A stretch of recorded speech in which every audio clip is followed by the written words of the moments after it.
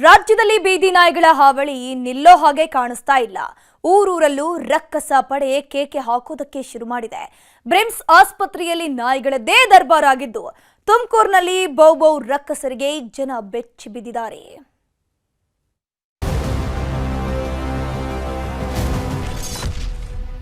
BRIMS ಆಸ್ಪತ್ರೆಯಲ್ಲಿ ಬೌ ರಕ್ಕಸರದ್ದೇ ದರ್ಬಾರ್. ಬೀದಿ ನಾಯಿಗಳ ಹಾವಳಿ, ಕೇಳೋರಿಲ್ಲ ರೋಗಿಗಳ ಸ್ಥಿತಿ. ಇದೇನ ಆಸ್ಪತ್ರೆಯೋ ಅಥವಾ ನಾಯಿಗಳ ಗೂಡೋ ಒಂದು ಗೊತ್ತಾಗ್ತಿಲ್ಲ. ಬೀದಿಯಲ್ಲಿ ಇರಬೇಕಿದ್ದ ರಕ್ಕಸ ನಾಯಿಗಳೆಲ್ಲವೂ ಆಸ್ಪತ್ರೆಯಲ್ಲಿ ಜಾಂಡ ಹೂಡಿವೆ. ರೋಗಿಗಳಿಗೆ ಜಾಗ ಇದೆಯೋ ಇಲ್ವೋ ಗೊತ್ತಿಲ್ಲ. ನಾಯಿಗಳು ಮಾತ್ರ ಬೆಂದಾಸ್ ಆಗಿ ಓಡಾಡ್ಕೊಂಡಿವೆ. ಬೀದಿ ನಾಯಿಗಳ ಹಾವಳಿಗೆ ಬೀದರ್ ಜಿಲ್ಲೆಯ ಜನರು ಅಕ್ಷರಶಃ ಹೈರಾಣಾಗಿದ್ದು, ಬ್ರಿಮ್ಸ್ ಆಸ್ಪತ್ರೆಯಲ್ಲಿ ನಾಯಿಗಳದ್ದೇ ದರ್ಬಾರ್ ಆಗಿದೆ. ಬೀದರ್ನ ಬ್ರಿಮ್ಸ್ ಆಸ್ಪತ್ರೆಗೆ ನಿತ್ಯವೂ ಸಾವಿರಾರು ರೋಗಿಗಳು ಬರ್ತಾರೆ. ಆದರೆ ಆಸ್ಪತ್ರೆಗೆ ಬರೋ ರೋಗಿಗಳಿಗೆ ನಾಯಿಗಳದ್ದೇ ಚಿಂತೆಯಾಗಿದೆ.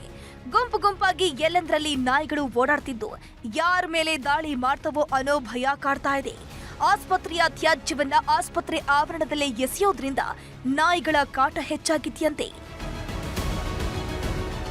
ಬೀದರ್ ಜಿಲ್ಲೆಯಲ್ಲಿ ಕಳೆದ 8 ತಿಂಗಳಲ್ಲಿ 5,500ಕ್ಕೂ ಹೆಚ್ಚು ನಾಯಿ ಕಡಿತ ಕೇಸ್ಗಳು ವರದಿಯಾಗಿದೆ. ಇದರಲ್ಲಿ 40% ಮಕ್ಕಳಿಗೆ ನಾಯಿ ಕಚ್ಚಿವೆ. ಬ್ರಿಮ್ಸ್ ಆಸ್ಪತ್ರೆಯಲ್ಲೇ ಜನವರಿಯಿಂದ ಇಲ್ಲಿಯವರೆಗೆ 1,764 ಮಂದಿ ನಾಯಿ ಕಡಿತದ ಚಿಕಿತ್ಸೆ ಪಡೆದಿದ್ದಾರೆ. ಇಷ್ಟಾದ್ರೂ ಕೂಡ ಪಾಲಿಕೆ ಅಧಿಕಾರಿಗಳು ಎತ್ತ ಕಣ್ಣು ಹಾಯಿಸ್ತಿಲ್ಲ. ಬ್ರಿಮ್ಸ್ ಸಿಬ್ಬಂದಿ ಕೂಡ ಈ ಬಗ್ಗೆ ತಲೆ ಕೆಡಿಸ್ಕೊಂಡಿಲ್ಲ. ಬೀದಿನ ಕಚ್ಚಿದ ಕಮ್ಮಿ ಆಗ್ಬೇಕಂತಂದ್ರೆ ನಾವು ಮುಂಜಾಗ್ರತವಾಗಿ ನಾವು ಮುನ್ಸಿಪಾಲ್ಟಿಗೆ ನಾವು ಒಂದು ಲೆಟರ್ ಕೂಡ ಮನವಿಗಳು ಕೊಟ್ಟಿದ್ದೇವೆ. ಈ ಪ್ರಕರಣಗಳು ಕಮ್ಮಿ ಆಗ್ಬೇಕಂತಂದರೆ ಈಗ ನಮ್ಮಲ್ಲಿ ಸಾಧಾರಣ ನಾನು ಒಂದು ಸಲ ನೋಡಿದೆ, ನಮ್ಮ ಆಸ್ಪತ್ರೆಯಲ್ಲಿ ತುಂಬ ನಾಯಿಗಳು ಓಡಾಡ್ತಾ ಇದ್ದಾವೆ. ಈ ನಾಯಿಗಳನ್ನು ಕಮ್ಮಿ ಮಾಡ್ಕೊಂಡು ನಾನು ಮುನ್ಸಿಪಾಲ್ಟಿಯವ್ರ ಗಮನಕ್ಕೆ ತಂದಿದ್ದೇನೆ. ತಂದರೂ ಸಹಿತಕ್ಕೆ ಇನ್ನೇ ಏನು ಅವರು ರಿಪ್ಲೈ ಕೊಟ್ಟಿಲ್ಲ, ಏನು ಇದನ್ನ ಮಾಡಿಲ್ಲ. ಏನು ತುಮಕೂರು ನಗರದಲ್ಲೂ ರಕ್ಕಸ ನಾಯಿಗಳ ಹಾವಳಿ ಹೆಚ್ಚಳವಾಗಿದೆ.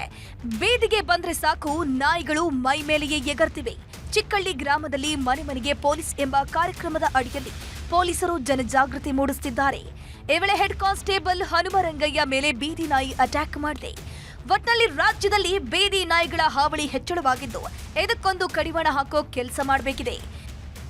ಬೀದರ್ನಿಂದ ದುರ್ಗಪ್ಪ ಹೊಸಮನಿ ಜೊತೆ ವಿಠಲ್, ನ್ಯೂಸ್ 18 ತುಮಕೂರು.